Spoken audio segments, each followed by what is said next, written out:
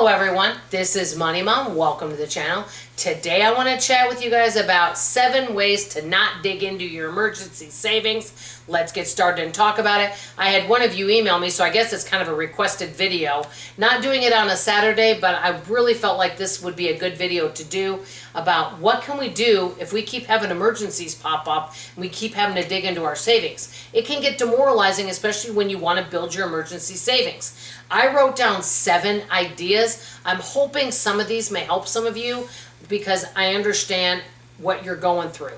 Okay, the first one is, number 1, go on a spending freeze. I mean, that one might seem obvious, but you know, I say this all the time. Many folks may think they're frugal, but you meet a lot of folks on the internet that are minimalists that simply don't buy anything, you know, and so they basically just only spend if they absolutely need it or it really brings them value. Go on a spending freeze unless it's something you absolutely need. Number 2, put in temporary budget cuts anywhere you can, so that way you've got money for whatever that emergency is. There's different types of emergencies. There's an emergency where you got to do something about it. Example, your water heater goes out. Something that might be an emergency but not a major emergency is, let's say you have 2 bathrooms and in one of the bathrooms the plumbing doesn't work, so you can't use that bathroom. It's not ideal and you do want to take care of that, especially if you got a larger family, but you have that other bathroom, so you can use that and you could wait on that. So it depends. Some are immediate, some are things you can wait on but you don't want to wait on, okay?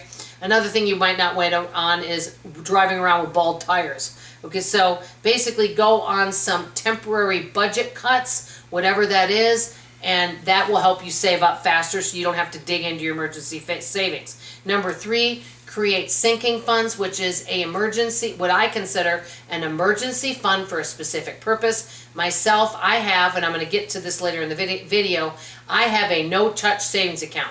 That savings account has a certain amount of money in it that I do not want to touch unless a loss of job or a major health catastrophe, something very, very major, okay? Then I have a sinking fund that I like to keep $10,000 in.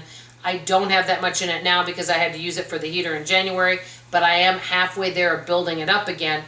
But that money is for if like car emergencies, home repairs, replacing something at the house. I do want to get new flooring, things like that. And then I have a gift travel. So I'm trying to keep it pretty simple.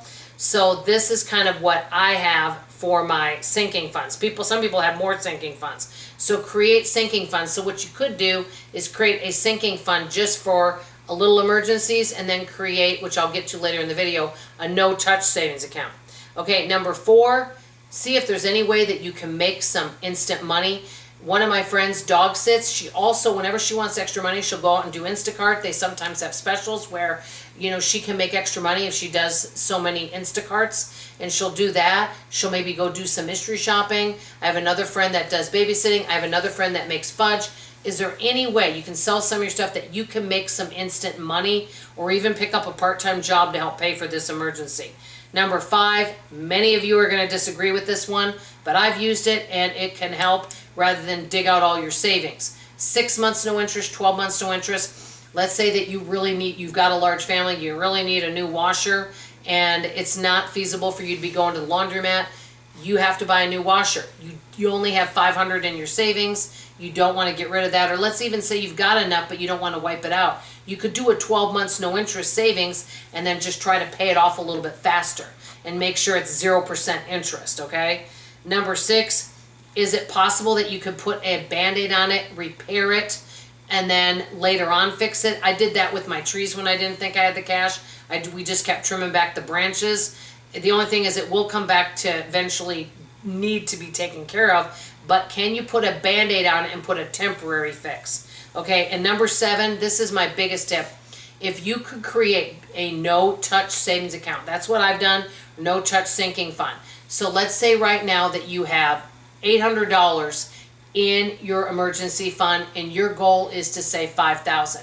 Maybe what you could do is take 100 of that 800 and move it over to a no-touch savings account and just every month put a little bit in there and a little bit in the other one. And the no touch is for only the most extreme emergency ever, and then the other one is for household. That way it's not so demoralizing. You know you got your no touch savings, and then you have your regular savings which you're able to use for car, house, or whatever other kind of emergency. But I think creating a no touch saving separate from a regular emergency account, for me, gives me a peace of mind. Let me know what you guys think. I want to hear from you in the comments below. What are some tips and tricks that can keep people from digging into their savings account? Ideas that I haven't shared. I want to hear from you in the comments below. That's all I have to say for now. I love you, I appreciate you, and I sure hope you come back for tomorrow morning's video. Bye-bye now.